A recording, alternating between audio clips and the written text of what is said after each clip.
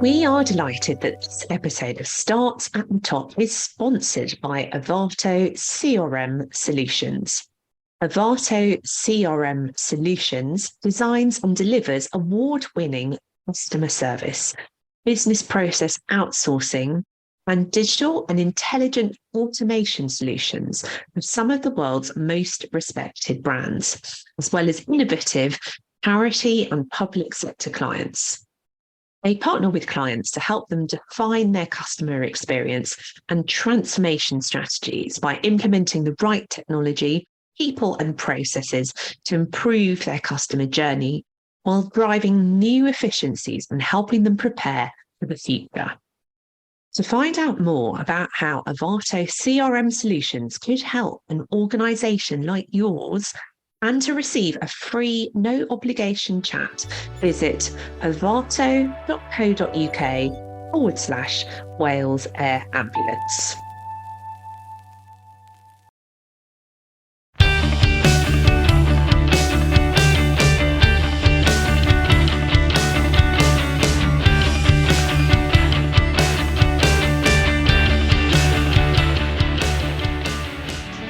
Welcome. We are very excited to be here today for this special Digital Leaders Week live recording of Starts at the Top, our podcast about leadership, digital and change.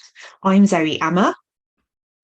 And I'm Paul Thomas. As Zoe said, our podcast aims to bring you interviews with leaders from the public, private and third sector who are using digital to forge a path to the future.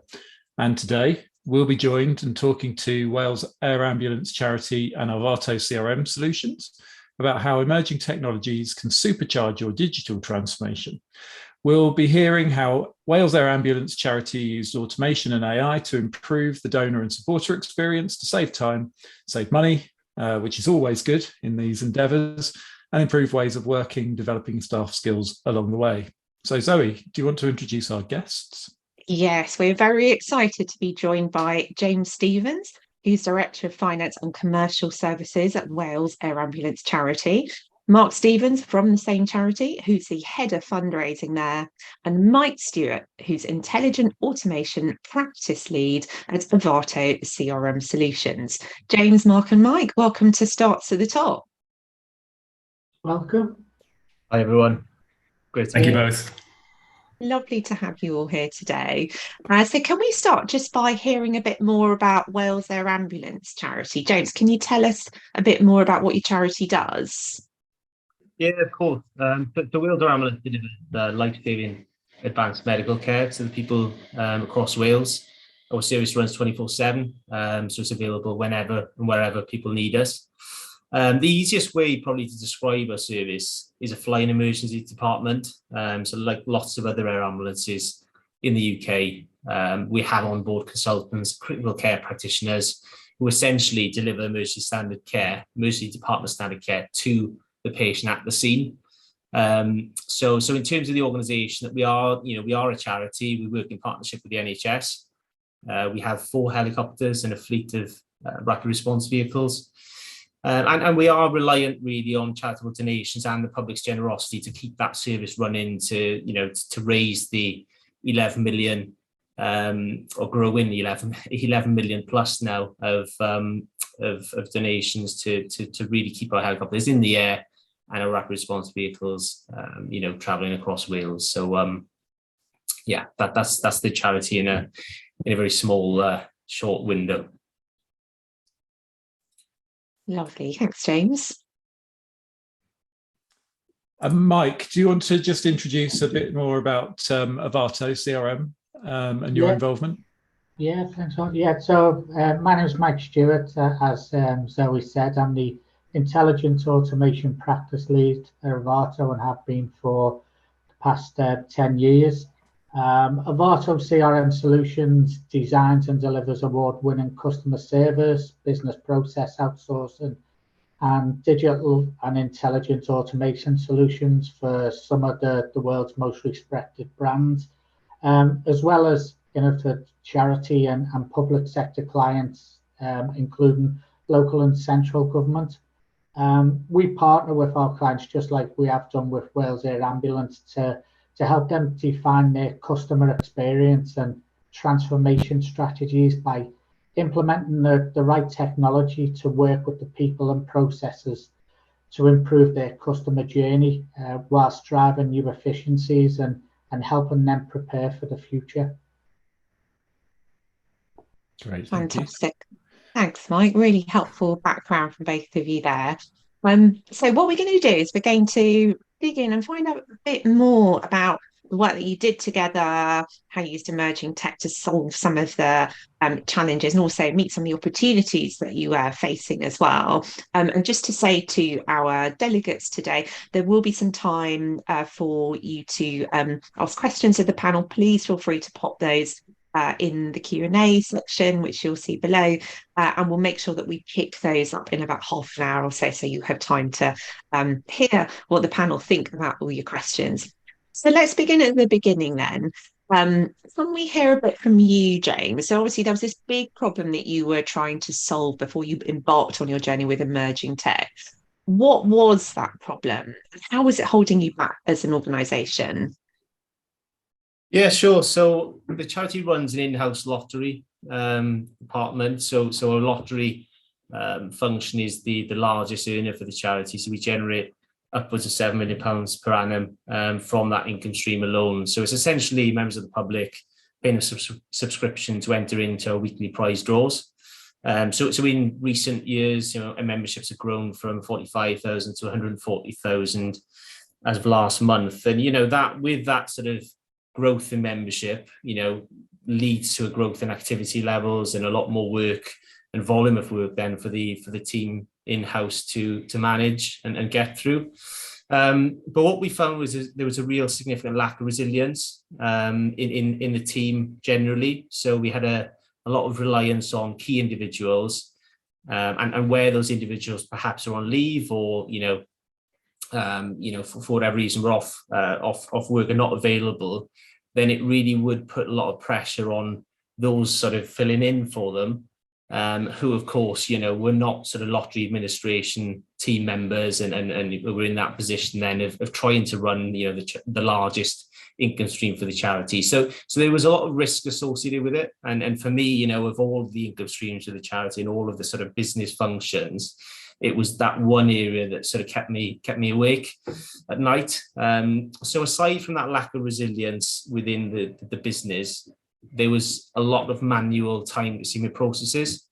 So these were done across 2 different platforms, which, add that extra layer of complexity.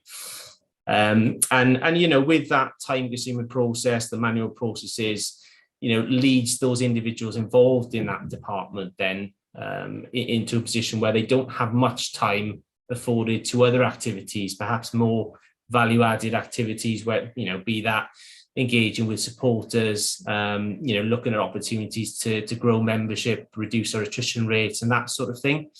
So between the lack of resilience, the time-consuming processes and the significant cost as well, I should also mention, in administering. So not only was it sort of an area where there was a lot of hands-on manual work, but the cost involved in generating the new member letters, we did a lot of postage. So we were looking at our processes and thinking, why are we still sending letters to individuals that have had to be sent to email?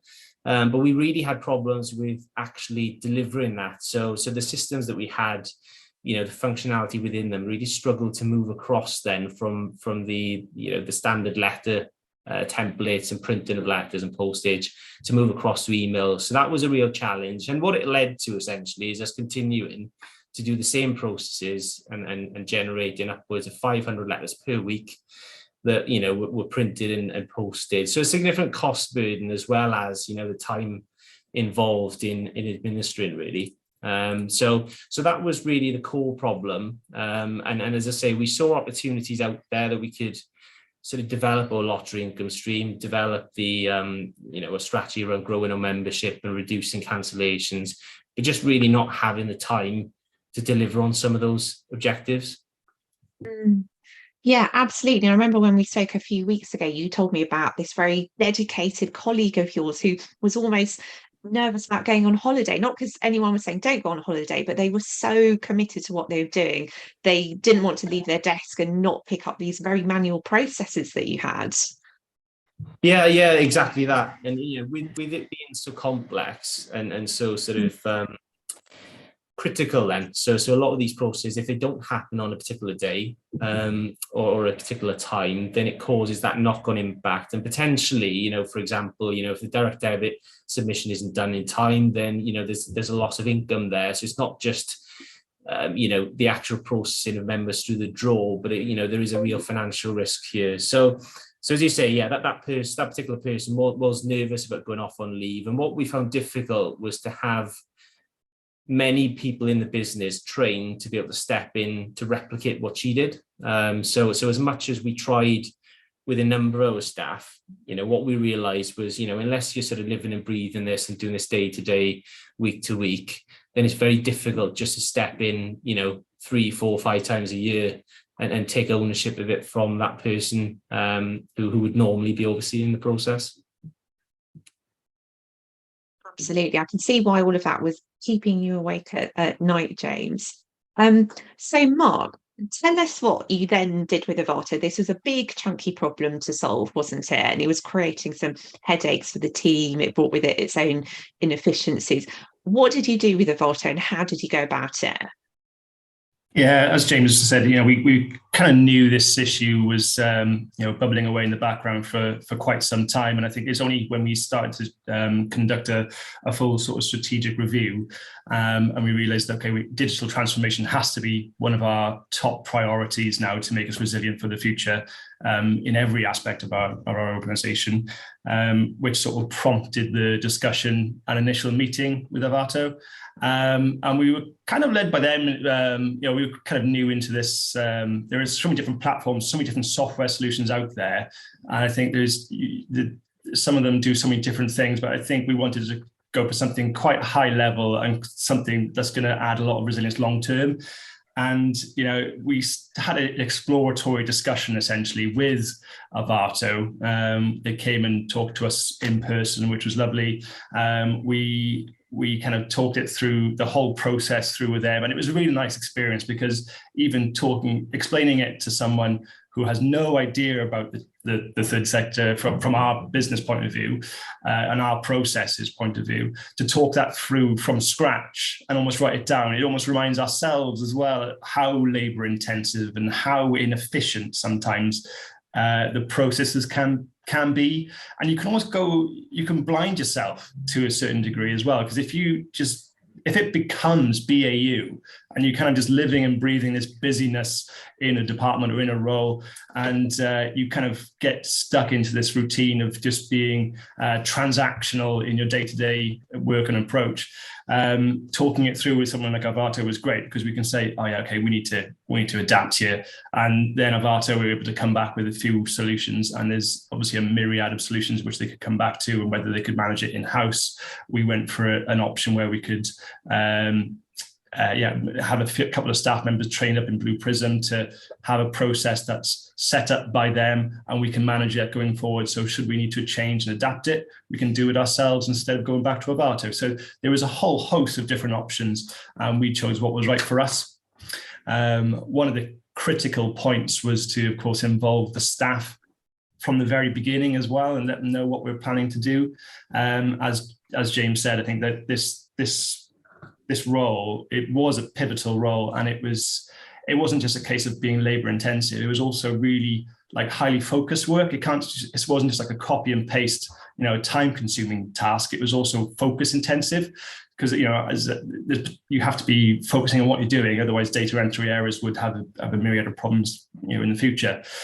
So the poor staff member was really kind of, struggling to kind of like do the day-to-day work and really focus hard. And, it wasn't just being bored at work. It was almost just like being really burnt out a little bit as well.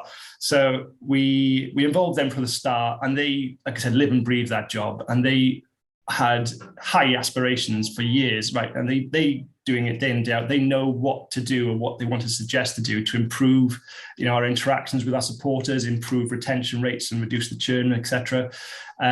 So we really sort of pitched it right, and have to say to the staff members, look, this is what we want to do about introducing potential robotic process automation. Everyone's natural first instinct is, I'm going to be out of a job, a robot's going to take over the world, and it's going to be me out of a job. We had to reassure them from the start that this is not the case, that they've had such a wealth of experience. This is all about automating a process to put a personal touch on it, because all the supporters that we have, this huge £7-8 million income stream, it was, the onboarding process was so lackadaisy, and I think our ongoing communication with the supporters wasn't fantastic, and that staff member wanted to do more of that work but just didn't have the time or capacity to do any of it. So now we were able to sort of pitch it and say, look, let's implement something here that will free up your time to do some of this more meaningful work and create really special moments for our supporters. And that's what really sort of brought the buy-in from the beginning. Really love that, automating to bring a really personal touch to your supporters, and that, creating those special moments for supporters, how this technology can help you do more of that rather than less. Exciting. Paul? Yeah, I was just going to dig into that change a bit. The bit that often gets forgotten in these technology projects is you roll in a piece of technology and you think jobs are good, but the people that actually operate it and use it kind of have this ingrained organizational operational muscle memory, don't they? So what have you done? Have you found that you've had to change habits within the organization? Has it been a sort of a tough sell to the rest of the organization? I don't think it's a tough sell to the rest of the organization. I think it was, as Mark said, initially that reaction from that particular staff member was, of concern and worry, and this was new to the organization, new to Mark and I even, it's not something that we've done before at the charity or elsewhere. So, it was understanding, how it could benefit us, how it works, in the first instance, because, when somebody first comes in, and in that conversation talks about RPA, there is a period of time then where you have to understand what that means, and how it's effectively replicating then the human task then that's being carried out. And I think as we built up our knowledge, we were then able to deliver a more meaningful explanation then to our staff, and particularly within the lottery team. So it was I would say not a difficult sell at first, but there was certainly a lot of concern there. And I think until we dispelled some of those myths about what it would mean for that person and the others in the team, but their roles in day to day, and, it was something that could have, I guess, put a, could have led to the project not being as successful as it was then. Because ultimately, if you've not got the buy-in from the staff, then, this does not work, and it cannot sort of get to the point that it has with us about delivering the benefits that we anticipated. But now coming back to your question, Paul, in terms of selling it to the rest of the organisation, it's much easier now, of course, because we have that sort of project in the lottery administration team, that we can demonstrate the success. And I think the big thing for us, we do an annual staff conference, and at the last staff conference back in October, we had that particular member of staff in the lottery team delivering a presentation then on the project. She was heavily involved throughout, but not just in her experience during the project, but what her role now looks like and how it differs perhaps from what it did before. And essentially, I'm sure we'll come on to that later on, but her role being able to do those added value activities then that she couldn't do previously. So I think the sell to the organization more widely now is a lot easier. And I think, seeing what it's done for that department is, has put a bit more ambition then in other teams to say, okay, how can that improve how we do things and free us to do other things in our line of work. I think just to add on to that, James, I think there's a bit of friendly rivalry even now going on between departments and staff members, isn't there? I think there's people can see the results and what's happening within the team, and people see what that staff member has achieved in that lottery program, and as a result, they have a new role within the charity, which is a promotion of sorts.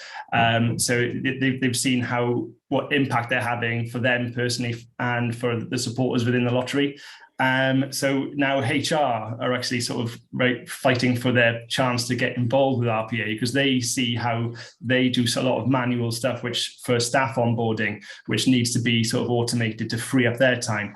And the accounts and the individual giving team also know that they're wasting so much time now by we have the same issues that every charity does, of course, reconciling the CRM to the bank statements to make sure income all matches, etc. And when you look at it and when you really think about it, and when people see the success of the lottery department, they can see, oh, well, I want some of that. I want to do some meaningful work, because people don't want to be, sat doing data entry or just laborious tasks like that. They want to be having some impact at work, right? They want to go home thinking they've made a difference that day. And I think we're doing that now in the lottery, and every single person in the charity wants to have a bite of that cherry. So yeah, there's a bit of a race to capture some of that Arvato content and RPA content for sure. Yeah. I'm just reflecting on the sort of the way that RPA had a real heyday in the environment I used to work in, had a real heyday sort of 6-7 years ago, where everyone was talking about it. It was exactly that point about fear. And I imagine a lot of our attendees today, sort of 6 years down the line, are having that same conversation again, because there's such a big noise in the marketplace about AI and the role that that's playing in everything from the entertainment and the film industry. The writers' strike in the America at the moment is all to do with the intervention of AI and the threat that has to jobs. So it seems to be cyclical. But there was this point in the middle called COVID where we all sort of went, we don't really care about that stuff, and now we're sort of starting to sort of see it feeding back in. So it's really interesting to see the cycles happening. And so, James, other than there was obviously a great impact on staff, there was a great impact on teams being able to sort of look at the success and deliver on getting excited about the way that they could use it in their own teams. What else has happened as a result of having the technology embedded in the organization? Yeah, so I guess that the four core benefits then of the project, the results then that's delivered for us, we could categorize it in 4 categories. So we've got time savings. So we knew that through automation we could reduce the number of hours then that the team have to put in to administer the lottery, essentially. So whilst we knew that would be a benefit, obviously trying to get an understanding of just how much time could be saved, at the very start of the project was quite challenging. But what we did see, and of course you make assumptions at the start of the project, we looked at different processes and how much each of those processes took up in terms of time. And what we've ended up with in a sort of general view is 40% less hours then committed to the sort of day-to-day tasks compared to previous. So it's 40% saving on time effectively, and that's through, the automation of various reports, so reduction in time spent on, we had many daily reports, batch reports, for argument's sake, importing and adding new members to the database and to the draw. We had membership cancellations, very manual, so you had to go into, and with a 145,000 membership database, inevitably you're going to get quite a significant number of cancellations week to week. Very manual process, but through that automation, that's probably a half day a week back to the business just in that one single process. And that leads me on to the second area, really. So, added resilience. We touched on it earlier on. But when we looked at this and the reliance on key individuals within the lottery team and that lack of resilience, we have looked at ways in which we don't just automate what we do previously, but looked at some of the processes and sort of question ourselves, as Mark said earlier, sitting down with Mike and the Arvato team to say, okay, which of these processes do we simply automate and replicate? Which do we actually look at and think, could we do it better? Could we do it differently? And the resilience piece, we're not going to be in a position where we can train up 10, 20 members of staff all on that system. It just wouldn't work. It wouldn't be feasible. So what we thought was, well, are there things happening or needing to be done on the system that otherwise could be done on a digital form? So somebody doesn't have to be logged into the system, doesn't have to be trained on the system.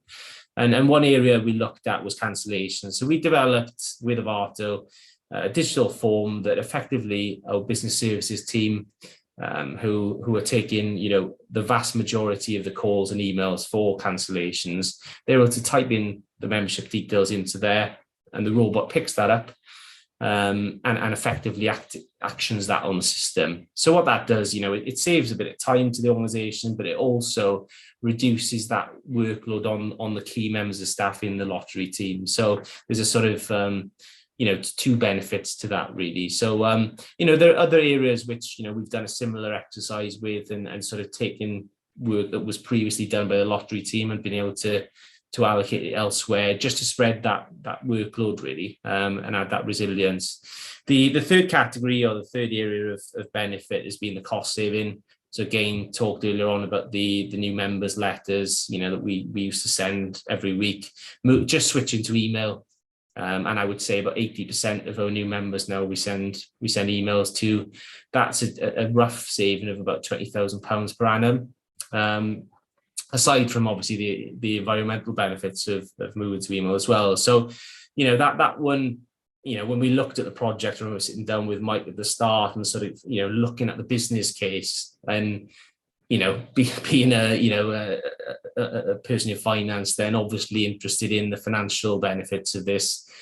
And obviously that was quite an easy sell straight away. If we could deliver on, moving from letters to emails, and not in that process lose any of the sort of charity, branding and the look and feel of that communication, which we'd had in the past. Sometimes you can move to a different mode of communication, but it might not look and feel as it should in terms of alignment with the charity branding.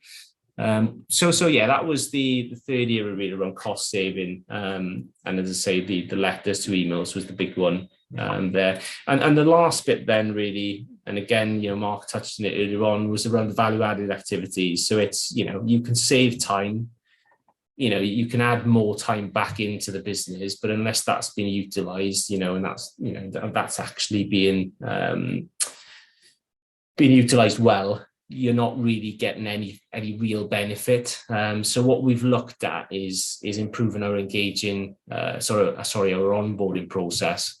So having that as a more engaging process, looking at thank you videos going out to supporters at different stages of their membership journeys, all with, I guess, the aim of improving the stewardship of that supporter, improving their experience, really demonstrating to them the difference of their subscription is making. And ultimately, from the charity's sort of long-term strategy perspective, we're looking to reduce that attrition level.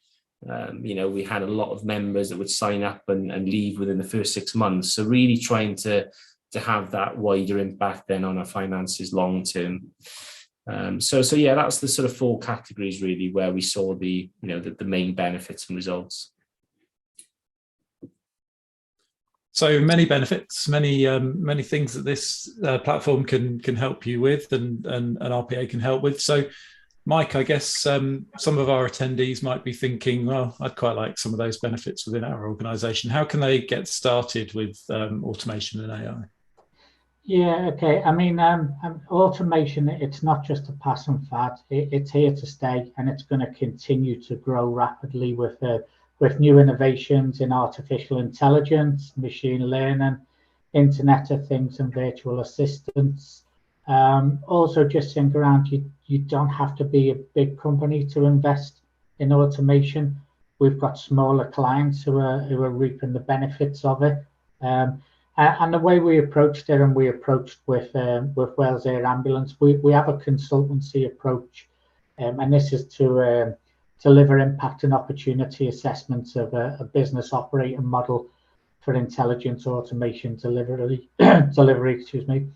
This includes a free no obligation workshop to assess and understand an organization's end-to-end processes, their business challenges, what technology they use, and ultimately at the end of that we produce a report which outlines what automation opportunities there are within the business, and decide whether we want to go down a proof of concept route to show automation within the organization. And the idea of a proof of concept is ultimately to demonstrate the capabilities of of automation and the benefit it can deliver. We do have an in-depth knowledge of the different technologies out there, processes and specific industries. And this means we do know where to implement intelligent automation to bring the most value and help organizations to achieve strategic objectives. We also like to, we understand ourselves, you can't automate everything. But if you can automate a percentage of a process, that would still bring benefits to a business. Exciting. I really like that kind of bite-sized approach and really learning as you go, Mike. That sounds really sensible. So yeah, I mean, sorry, go on, Mike. Go on. Yeah, no, just to add on to that as well is when we think around it, and we understand you can't automate everything, as well as you've also got to consider within your processes the emotional intelligence that humans can offer. And that's really key. What we're trying to do is we're trying to remove the mundane, repetitive tasks and free up your workforce to actually offer that sympathetic or the empathetic answers to customers and queries. So really working with the technology there and working how I can partner it and really show how the humans, as it were, in the process really add value. Excellent. Yeah, I think that makes a lot of sense. So James and Mark, congratulations, because your partnership with Arvato has been shortlisted for the Digital Technologies Leaders Award. Well done. And that's for the category of Best Not-for-Profit Digital Project. Very exciting news. So there'll be listeners we've got here today who'll be thinking, oh yes, I'd really like to start moving forward in this area. How can you make emerging tech a part of your digital transformation? Because one of the things I'm hearing about a lot at the moment from my conversations with organizations is, well, how do you get the maximum value from this stuff, and what does success look like? James, do you have any thoughts on that? It's a good question, and I guess, you know, we're not a large charity. We don't have, you know, a team dedicated to this area. So I think the first step for us was just sort of you know, taking a step back then and looking what's out there, looking at, you know, what the art of the possible is. And I think, you know, to do that properly, you need to find, you know, the right partnerships. You need to speak to the right people. You need to have those experts in the field then able to, you know, to explain what the tech can do, and what benefit it can bring. I think, you know, for us, you know, as a business, when we looked at, you know, ourselves and thought, okay, well, where do we find that we are sort of behind the times then? You know, where are we doing a lot of manual process? Where are we perhaps still doing what we did 10, 15 years ago, and really focused in on those areas? And then, you know, when we looked at that and thought, well, you know, is there tech out there that can help, you know, either automate or transform what we do? Are there organizations out there that can support with that? As I say, we had some problems when we tried as a sort of standalone, you know, team then, and looked at how we could improve our existing systems. But then you don't have to necessarily change your system. You just need the right tech to overlay onto that and to work with that in the team. So I would say definitely finding that right partnership and speaking to the right people. And of course, speaking to other charities, speaking to other, you know, organizations that have a similar issue to fix, or a similar, you know, lots of organizations will have, you know, similar processes when it comes to, you know, whether it's finance, HR, you know, a lot of the support departments, support functions. And, you know, we're fortunate in the charity sector, of course, as well, that, you know, the sector generally, you know, charities are happy to support one another and speak to one another. And you know, we're here today, obviously, to talk about the benefits that we've seen from this digital transformation project. And I hope it, you know, can inspire others to go away and look at their own processes, and, you know, obviously welcome any sort of discussions with partners, you know, charity or otherwise, on the call, on perhaps, you know, how it could benefit them. But really it's about understanding, you know, where you can benefit, what processes, and speaking to the right people in that sort of in that space, which of course our first step really was to reach out and speak with Arvato. And I remember the first conversation, it wasn't, that we had decided, we were definitely going ahead with digital transformation, or we were definitely using Arvato, or we definitely going down the route of automation.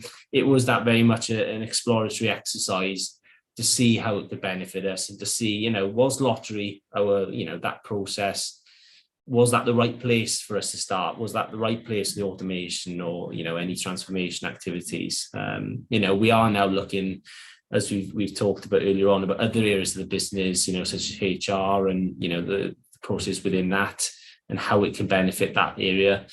But also, we're looking to try and build that internal sort of center of excellence now that we understand the benefits, whilst we, the bigger process, the bigger projects, probably needs the input of the likes of Arvato. We do recognize that there are smaller projects, smaller processes that perhaps we can automate through our own staff being trained up in the RPA, the application of RPA.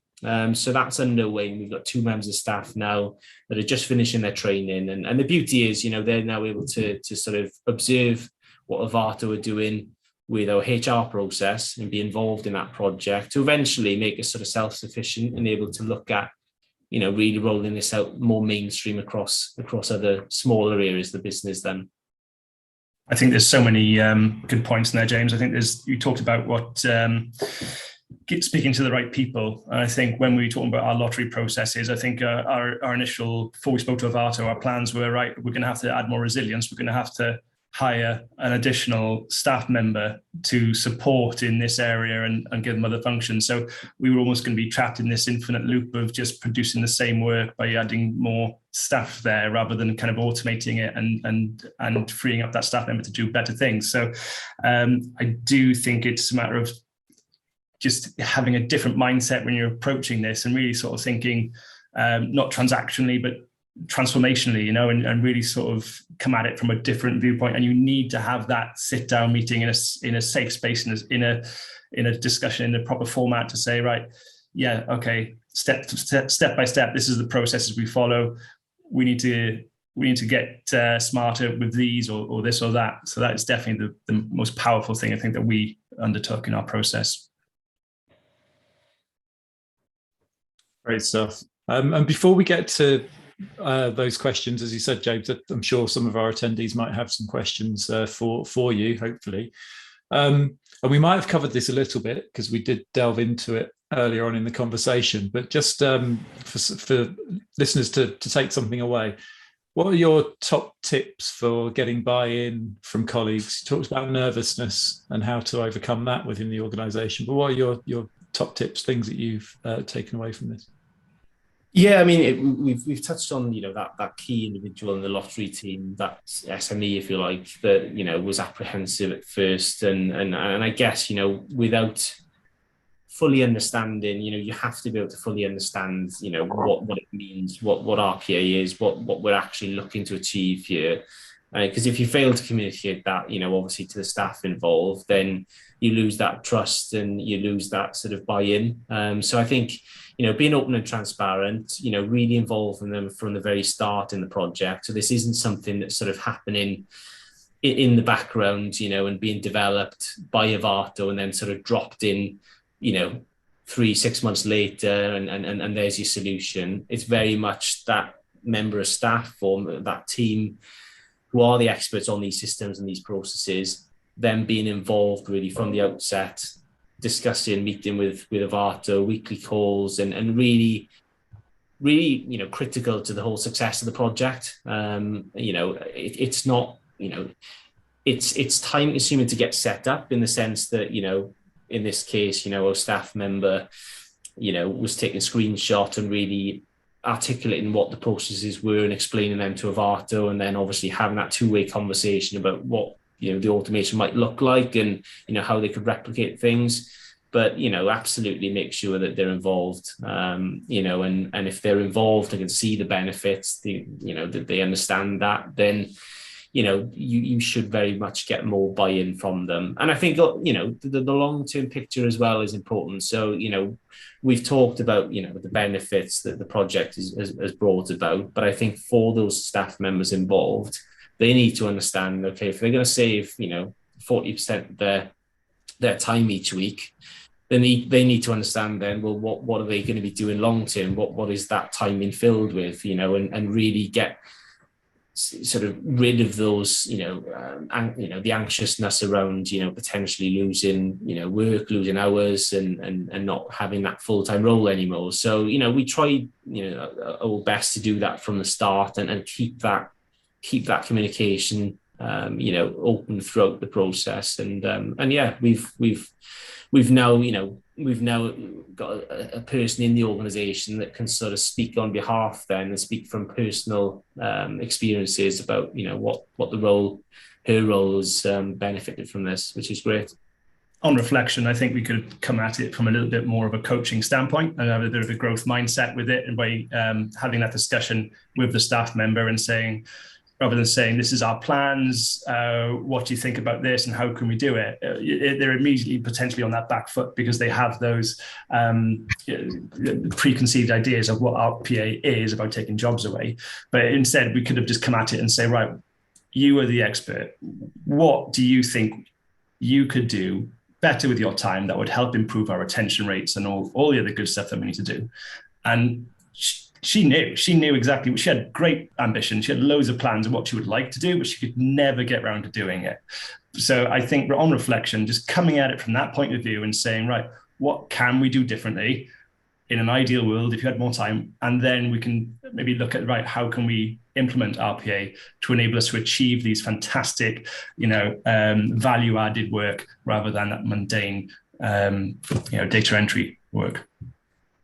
The only other thing I'd add, we've talked a lot about, the staff members involved, and, when we talk about buy-in, ultimately, for a project like this, that needs, an upfront investment, there is a cost associated to get it set up and up and running. So you do need buy-in from, whether it be, board level or otherwise. So I think for us, it was important that our sort of 5-year strategy had a strong emphasis on digital technology. So this was one area, I feel like, of the wider strategy on digital and tech, and having that buy-in from the start on the principle of exploring digital and how it can benefit our business was important to begin with.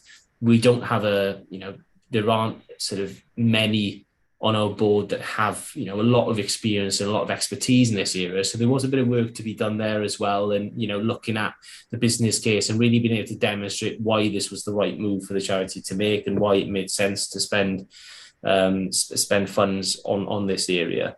So I think, as long as the work is done at that point as well to demonstrate to the board or otherwise, you should get that buy-in. But I think it's important to have, as an organization generally, just to have that buy-in around your digital tech strategy. Because I think if it's too piecemeal and going to, for us, if we'd gone to a board without sort of a wider digital and tech strategy, then I think it might have been a little bit, a bit alien to the way the organization has operated in the past, and maybe wouldn't have had the buy-in that we did have. Yeah, the only other thing to add in on that one, we talk about what other charities can do, and I think there's a lot of charities have the same pinch points, and I think for us the most important thing that came out of our discussion with Arvato was, of course, the lottery process, which was that had to take priority. But like we talked about the other areas of the business now that are raising their hands and saying we need support. We want to do this good work by implementing some RPA. I think every other charity has got a myriad of third-party platforms: Facebook Giving, Just Giving, Enthuse. I reckon there's around 20 to 30 different platforms that are out there that people are using, and there's so much data, and all the reports are different. And trying to collate all those reports, devise an import profile to import them to a centralized CRM system, to report on that and to segment it. It's all such time-consuming stuff. And yes, there's software out there that can sort of maybe batch parts of it, but it's still a bit of a kind of manual process along that way. So that's our kind of such an easy win, I think, for RPA. You know, is just you can potentially get it working, so you can even remove the need for that whole import process. So the RPA can just import it overnight directly from source.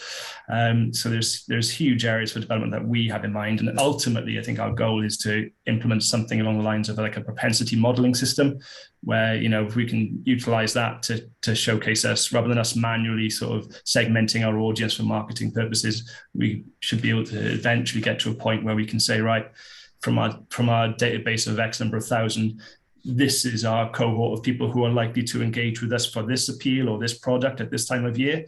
I think that's going to be a huge milestone for us to get to in the future. Yeah, that's where it's going to get really exciting, isn't it? So with all of this exciting work in train, I mean, where would you like to be, say, 2 years from now? You continue down this track using all this emerging tech. You've already seen some great benefits. Where would you like to be if I can wave my magic wand?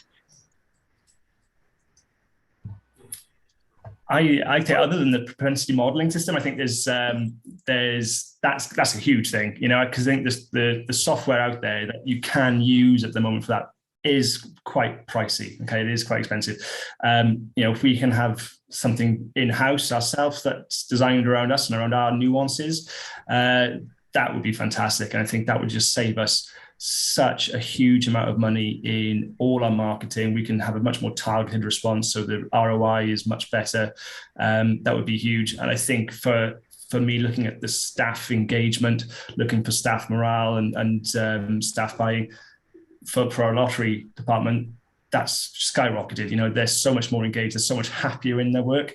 I think where I'd like to be, if we're having this process in place to alleviate the kind of mundane, boring day-to-day tasks that are associated with many different jobs. Every job has an element of it, but if we can minimize it, you know, and have people doing much more value-added tasks and much more engaging work, I think we'll see a workforce which is miles away from where we are today. And just to flip that question onto the other side, and where would you want to be in 2 years' time?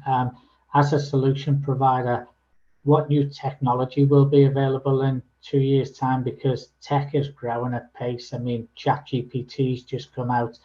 Who knows what's going to be available in the next 6 months? It's just an ever-growing area, and the new technology could help organizations. I think that's such a great point, Mike. I mean, do you have any advice for organisations here today where they might be saying, how on earth do I keep on top of all these new tools that are coming on stream and all these new developments? Yeah, so I mean, we constantly look at new technologies and where they can fit into the business and deliver not only benefits, but also what our strategic objectives are. So any technology that comes out, whether it's OCR, whether it's human in the loop assisted automation, chat, GPT, we are constantly monitoring and getting involved in projects to introduce them. When we introduce them to a client, we don't just do it specific to that client. We'll share that success then around our existing client base, but also any new potential clients that we've got. We bring that new technology to the table. Really good. Sounds like a really holistic approach. James, have you got any thoughts on where you'd like to see things going over the next couple of years? Yeah, I mean, we went briefly earlier on about sort of building that internal centre of excellence, and I think that's something that we need to develop. Further, we're still, fairly young in that journey. We have 2 members of staff that hopefully will be in a position where they can start to sort of work with other departments, work with other sort of department heads to look at the areas of the business and then advise. So I think, from where we've come from, from a position where, we have very little expertise in the business and previous to this strategy, we weren't really looking and exploring what technology was out there. We were, in a sense, we were very reactive to, so if we had a problem or if we, saw a system wasn't working for us, we would automatically, go to to look at replacing that system.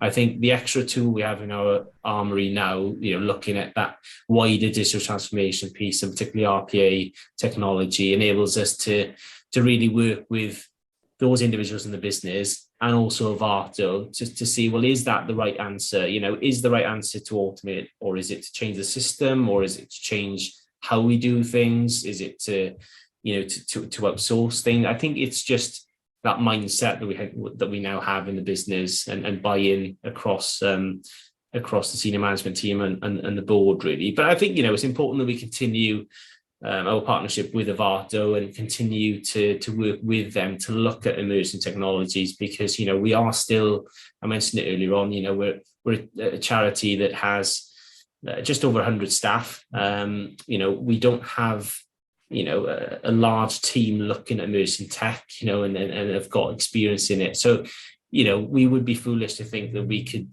continue on this journey without sort of expert advisors in the field. So I think, that's something that is exciting, to see where it takes us. And as Mike said, it's hard to predict where we'll be in 2 years' time. But I think certainly utilizing technology we've already implemented with the lottery within other areas of the business, and having those two individuals internally really developing this for us. That's great. Really interesting. Sorry, go on, Paul. The only other thing I was going to add is obviously, you've got your finance director on this conversation, but the title of our podcast is Starts at the Top. And when we were talking about putting a podcast together a few years ago, that's what Zoe and I were talking about, is this starts at the top. If you're not getting that example set by the senior team, senior leadership. So just a final question, I guess, is just, how do you manage that sort of and gain that support from leaders? And you talked about the board and trustees as well. Top tip for getting onto the radar of the top team, top table. Good question. I think off the back of a strategic review, off the back of that, we came up with 9 different programs, essentially, of which digital and tech was one of those. What we decided to do at that point in time was assign at least one member of our board to each program, who would effectively be have the most experience in that field. So we've got a diverse mix of skills and experience and expertise on our board. So we were fortunate in that we had somebody on our board that had some, I say some, it's doing him a discredit there, a lot of experience in digital. And I think having him involved in digital and tech and inputting into that sort of strategy and the objectives off the back of it allowed us to have that inroad in then to the wider board. So it became more of a priority. It became a more significant agenda item then. But ultimately, it can be discussed at the board. But if the business case isn't there, it's not going to get the buy-in that it needs. So, we did a lot of work with that trustee and also with Arvato to understand how will we really see the results of this. What's the ROI look like? What does it mean for our staff? And putting together that rounded picture of what it will deliver. So yeah, I would say get somebody in the senior team heavily involved in that area of the strategy if you already haven't, and really build on that business case.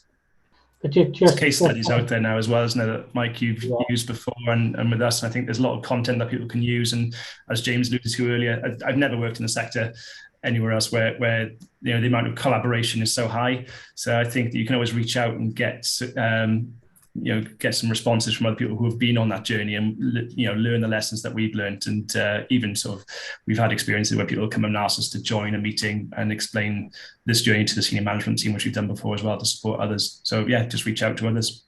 I think as well, just to add on to what James said and what you were saying, Paul, there is it's communication is key to bringing in any technology. It's the most important point.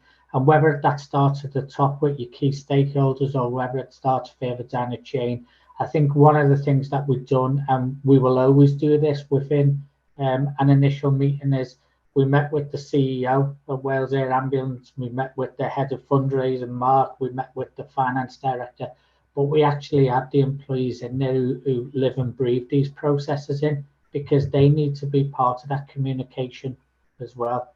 So yes, it is buy-in from the top, because they're the people who are going to obviously sign off the budget to move forward. But you've got to build that trusted partnership, and you've got to work with everybody from the top level down. Perfect, thank you. Great way to finish up, and hopefully we can give our attendees a couple of minutes if they are signed up to something at 1 o'clock. Quick loo break by finishing early. So thank you so much to James, Mark, and Mike for coming on to Starts at the Top and sharing their advice on how you make emerging tech part of your digital transformation. If you'd like to find out more, I'm sure Arvato and the team from Wales Air Ambulance would be more than happy to have a conversation with you. So we'll make sure that we share details of how to get in touch with them. And we will include more info on how you connect with them in the show notes for this episode, which we'll be launching over the next week or two. To make sure you get the episode and subscribe to Starts at the Top, Zoe and I would love to see you all again, is just search for Starts at the Top on Apple, Spotify, wherever you get your podcasts, and hit subscribe. And in the meantime, you can find us on Twitter. We're at startsattethetop1, and you can also email us at startsattethetop@gmail.com. Thank you very much to all of you. Thank you so much to everyone for coming, and thank you to our amazing panel. Cheers, thank you. Thank you all.